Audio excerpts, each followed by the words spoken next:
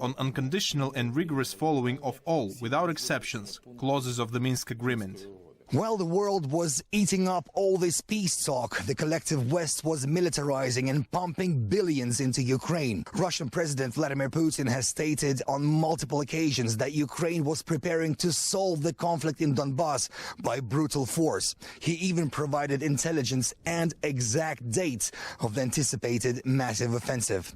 Now, that prompted Russia's special military operation designed to secure the lives of peaceful civilians and demilitarize Ukraine, whose new leaders had gained a sense of invincibility thanks to the multi-billion flow of NATO weapons and training. This war was not started by us. It was started in 2014 after the coup in Ukraine. It was launched by the Ukrainian authorities to suppress the will of the people in Donbass. The guarantors, France and Germany, forgot that they are guarantors. They needed to return the situation to a legal process, to hold elections in Donbass. This was not done. Whenever I remind my colleagues about this on the phone, they say nothing about it, as they have nothing to say.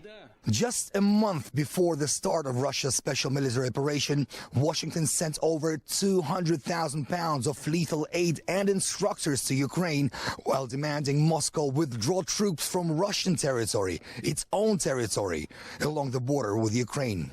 Now, the Kremlin then demanded legally binding guarantees which would rule out NATO's eventual eastward expansion and hence the deployment of offensive weapon systems in countries neighboring Russia. Why? Well, because Russia did not want neighboring countries to serve as points of attack against its own territory, but that was dismissed out of hand. Together, the United States and our NATO allies made clear we will not slam the door shut on NATO's open door policy. But for Russia, this was a red line, that key security interests and the country's sovereign right to defend were ignored.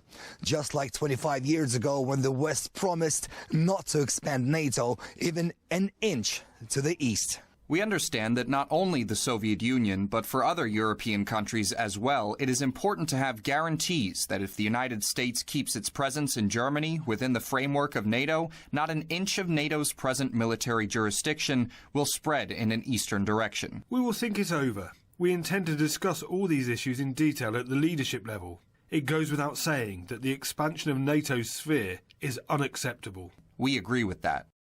They have agreed, they said, but take a look at the map and ask yourself if those promises are now worth a nickel. NATO has more than doubled in size. Now back to the events of 2014 and the so-called Maidan protests in Kiev that resulted in a power grab that was fueled by nationalist extremists.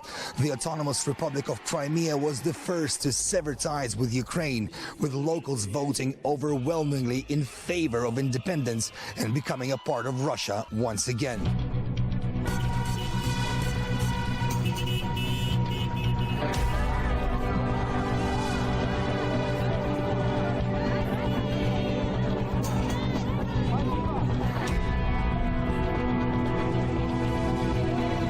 Now, that was a decision that many had waited for decades after the entire peninsula was transferred to Ukraine by the Soviet government in 1954. While the people of Crimea experienced a relatively smooth transition, the streets of other cities such as Odessa turned bloody as anti-Maidan protests were violently suppressed. On May 2nd, 2014, 48 people burned to death when they were trapped inside Odessa's House of Trade Unions, which was set ablaze by pro-Kiev radicals. Around 250 more were injured in clashes in the same area. There were not just clashes in the city, but arson and mass murder. The administrative building was set on fire. People were walking around this building, shooting at it with rifles. They threw Molotov cocktails and other explosive devices. Law enforcement was standing there and just watching.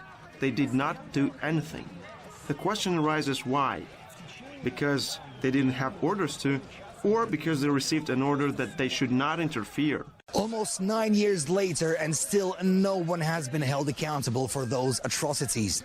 Any scheduled court hearings were derailed by the so-called patriots. The Odessa tragedy became a point of no return that opened the door to an all-out civil war. Take a look at the situation from Russia's point of view if you can, and ask yourself these simple questions. Could Moscow leave the people of Donbass behind, a population that has been suffering for nearly 9 years and continues to die under constant and indiscriminate artillery shelling by Ukraine to this day?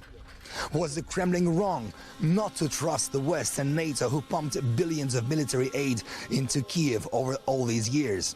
Is Russia wrong when it says NATO expansion is a direct security threat, especially taking into account that Washington has never hidden its true reasons? The United States aids Ukraine and her people so that we can fight Russia over there and we don't have to fight Russia here. So, who really provoked the war and incited hatred among the people of Ukraine? The answer is clear to the families of thousands of people here in Donbass killed by Kiev's illegally installed regime.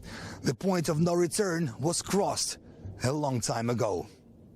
Roman Kosarev, RT, Donetsk Republic.